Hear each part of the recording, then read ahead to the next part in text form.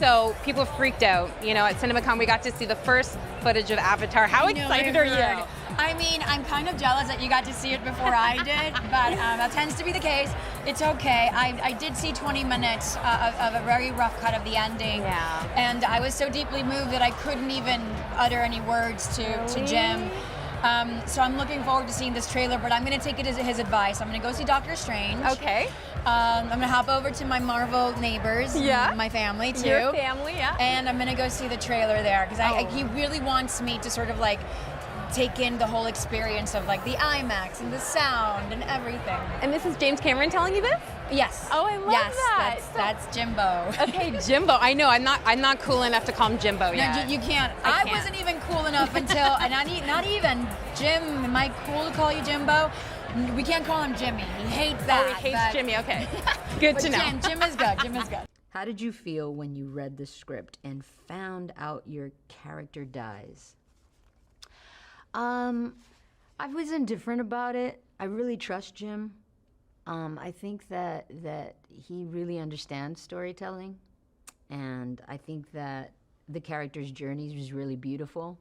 She has a martyr, you know, a martyr's journey, and I didn't mind it at all, actually, the fact that she dies, although I am annoyed that I'm not in the next 3. What about your experience on Avatar?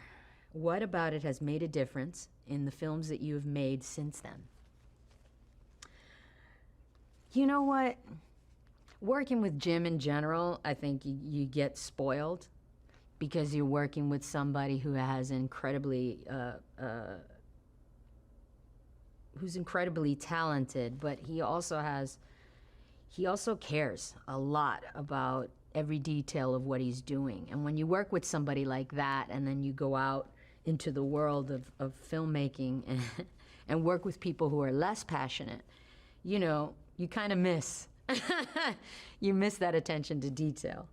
But I think that working on Avatar led me to understand that it's possible to say beautiful things and work on a big franchise film that people might be interested in.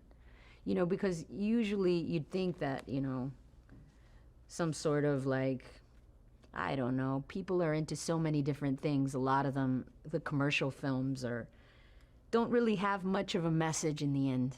And I just really liked seeing that it's possible to say something really beautiful about love and about humanity and about caretaking for a planet. And I think that those messages are beautiful, and I never expected them to be in a franchise feature film that's commercial. And so to see that happen successfully leaves me hope that that you can make really, really cool movies that say something. So. Not only do you have the connection between this film, but you both have obviously worked with James Cameron. You're the only person who's brought it up. I know, but I'm gonna twist it because I've got a question for you. She means it. No, you're the only person who's made the connection. Yeah. Because you both worked with him over a number of years. When did he become so publicity friendly? He goes to like China now, and he'll like talk about all this stuff, and I never remember him being like. You know what? Jim was all of these characters wrapped into one. All of you again characters. He was he's a very challenged social person. He is all in his head. He knows exactly what he wants. Very hard to communicate it. Actors are easier for him. Crew people, very difficult for him to tell a technical person what he is seeing or hearing in his head, which is why he'll do every job on a movie if he could. Mm-hmm. He would like acting. He actually hasn't figured out that he knows he how to act. hasn't figured out that he's an actor, but every other job he would do, which is why it's such a challenge to work for him. But it's why it's so satisfying, because he's an artist. But he, I think, certainly seems really happy in his marriage, and he has this big family now, and children have a way of absolutely making you look in the mirror at who you are. And I think that his being a father has really brought out in him this other part of himself, and he seems to be more open about it. Now, that's not a diss on Jim that he wasn't open before. He was a technician. He is a technician. He's brilliant. Except that when I traveled with him for Aliens, I'd seen such a driven man, brilliant man working. When we were on tour going around the world for Aliens, he was mellow, he's so funny, so witty, so debonair, so like cool, and it was like a different person. And so he always has had that, but I think he's so single-minded that if you don't hit him at a good time, or if he's trying to create a new submersible to go into the Marianas Trench or what have you, you know, you're not going to get the mellow Jim. But I also remind people, and they forget, that he wrote True Lies. Yeah. I mean, it was based on another movie, but he wrote it. He did. Nobody. I mean, and it's funny. Writer. It's legitimately funny. If you read it, it's funny. So. Oh, they just told me no more questions. I know, and you know what? It was all Jim, and you know what? It's the only interview Go to we've done. See You Again. It's an awesome movie, and you will go back to your horrible high school experience and relive it. And Jim Cameron has nothing to do with it. No. Yeah. Actually, funny on that, like having like James Cameron hovering over your shoulder, would that make you a bit, I don't know, like, I don't want to say gun shy, but kind of like you'd be thinking, oh fuck, what's he gonna think about this? Like, yeah, shit, what, he's gonna like the shot. Yeah, no, he's not like that at all. I mean, and it helps. I've just known him 25 years. You know, we're buddies. We were gonna make 2 other projects together. And he said it best when one in '97 and one in 2003, but I made Sin City instead. So we always wanted to work together. It was just surprising that it just happened to be this one. Yeah, this was such a big one that he had actually helped that he had done so much work on it, that he really was about to go shoot it. Because I think if he had just handed me all the mangas and said, let's make this together, here you go figure out the script, that would have been tough. You know, with Sin City, there were short stories and they kind of fit into a film format more. Yeah. This was a sprawling 30 book series. He had already cracked the code with the script, so it was easier. And he kept saying, make it your own. And I was like, no, I want to make it more like a Jim Cameron movie. Yeah. Tell me how to make this. So I invited him. So he would never be hovering, but I would want him to be overseeing things and mentoring me in a way to help bring this thing to life, because I was so captivated by his script. I really wanted to see that version and not just take it and go make a Robert Rodriguez movie. I wanted to see the missing Jim Cameron movie. Yeah. What I wanted to see, and I knew audiences would want to see. Yeah. And making a movie with Jim, though, is different. You're making a movie with your friend. He's got final say. So he's called it when we first started working together. His announcement said, Robert and I will be making the ultimate go-kart together. I mean, it really feels like that. You don't have the pressure of a big studio. And even he said, if I had made this movie, it would have cost twice as much. so they're getting a Jim Cameron movie for half the price. Yeah. So there's a big bargain there. So I didn't feel the pressure of a big movie. And I don't know if I were to go follow this up with another big movie, which one is there that's worth doing? I mean, there's no projects like this. Yeah. What was it like working with James Cameron?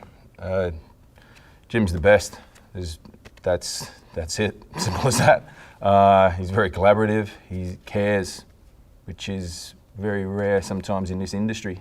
He cares very deeply about every single section, every single person, every single nuance of your character, every single detail. That's what makes him a great director. I love James Cameron, and I actually loved working with him. Because he just expected everyone to have as much interest and passion in the project as he did, which is impossible because he's the director, the creator, and you're just a hired hand, essentially. So I made it a point of really being on target and knowing, because I would do anything to avoid being yelled at. I'm such a people pleaser, as you might have gathered, and I just really made sure that I was everywhere. I anticipated his every move, and also the thing that a lot of people don't realize is that he is actually a great director. I mean, with actors, he in that one scene where basically is the big scene I have where I'm explaining what's happening and how we're going to go down and all of that. And he guided me through that without being, he didn't, it was not bullying. He just guided me through every moment so beautifully, and I felt really comfortable, and I was happy with that scene. Where did you shoot that scene along the 6 months that you were there? Oh, that's a really hard question to remember. Well, it's just kind of interesting because it's kind of like, does he have you there for 6 months? keep you to this point where you get exhausted and then put you in this moment in the movie where your character has to be feeling that? Or was No, it like I don't first think day? I don't think that's intentional. I think all of that is just scheduling. Right. He doesn't. I don't think he really thinks about that. It's not like he's working on. He's got a plan to wear you down. He was. It was like midway through, but you rarely shoot in sequence on a film. I'm sure you all know that. So there were. I think I shot one scene. Really early where I had to look up and the boat was the ship. I was never to call it a boat. Every time I did, I was yelled at. It's a ship. Is that true? Mm-hmm. Every time I'd say, well, James, when the boat, it's not a boat, it's a ship. Okay, it's a ship. So James is one of those guys with no sense of irony that you don't want. No, he does have a great. I honestly, he does. But it's just, but he's serious. Yeah, he's serious, and that's why the movie was as good as it was. You've worked with everybody at this point, almost, Yeah. which is a good thing. I guess so. Yeah. Who've been the one or two throughout your career that have just blown you away? The first couple of people that came to mind were the directors. James Cameron and Sam Raimi and Steven Spielberg, where it really is a whole different experience, I guess. Even just having a conversation with James Cameron, his breadth of knowledge in so many different facets of life, and engineering and science, and what he's done. Avatar. Obviously, James Cameron. Yeah. You guys are working on 2 and 3. Yeah. When you guys are putting that world together, when you're part of that world, what is it like as an actor to be part of that Avatar world and see it come to life? Yeah, I mean, it's extraordinary. Obviously, I mean, I guess it's sort of almost par for the course. Films that have blue screen or visual effects or CGI, you're standing there performing with an actor against a blue screen, and then you see the result later. And I think that I guess that goes on all levels of filmmaking, because as an actor, you're not necessarily always objective. It is really a subjective experience, which is why I think most of us are just flat out insane. Yes, there were probably expectations there with working with James Cameron, but he definitely exceeded those. And I can speak to the sequels. I just can't even fathom how they could be done, and they absolutely go beyond what I could have imagined. Yeah. I mean, everybody in Hollywood was there. I mean, if you went through the party, like every celebrity. I mean, we had red carpet. People were showing up, and my boss knew, like, I wanted to be a director. So at the time, he put me with one of the biggest director, James Cameron, who literally just released Avatar. Okay, yeah. And Avatar was like the biggest movie that year, and man, it was just crazy to just like be his security guard at the Avalon, walking him through. But you started to see everybody was like, "Hey, meet my wife. She's also meet my thing." Every room we had to go, there was a pause. Everyone was trying to talk to James Cameron, and like, when you were the man or the shit in Hollywood, I didn't know who these people were, but they were in these VIP sections, and everyone had to steal him for 5 minutes.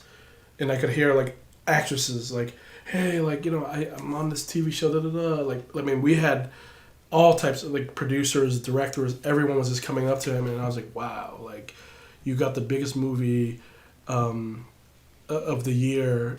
Avatar back then was like, when it first came out, it was like the movie. Like, it was crazy. Like, yeah. So. Was it like inspiring for you to see James Cameron and like kind of like? Oh yeah. Success? No, I mean, trust me, I was like a little boy, like, oh, I'm like, fanboy, like, oh my god, but I just keep that face on, like walking around, like, hey, back off, like, I need you over. I just had to do my job, and in the back of my head, I was like, oh my god, he's here, he's like right next to me, like, for sure, So for sure, I was like definitely starstruck, but I like again had to keep that mask on, and I was an actor, right? So I had to do my acting and play my part.